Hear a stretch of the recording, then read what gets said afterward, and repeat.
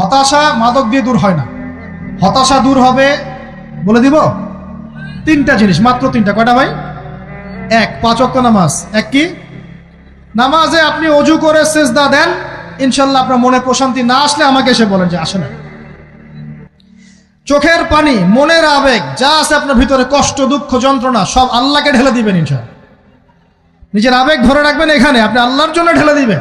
মানুষকে আবেগ দেখে কি লাভ? মানুষ আপনার চোখের পানির মর্ম বুঝবে?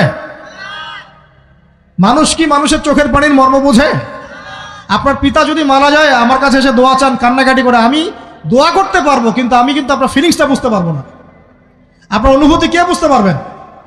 আল্লাহ পাক আপনার ঘাড়ের রগের চেয়েও কাছে আছেন। সুবহানাল্লাহ, সুবহানাল্লাহ। আল্লাহ পাক ঘাড়ের রগের চেয়ে কাছে আছে। গতকালকে বাংলাদেশের একজন বরেণ্য আলেমের সাথে একটা কনফারেন্সে ছিলাম।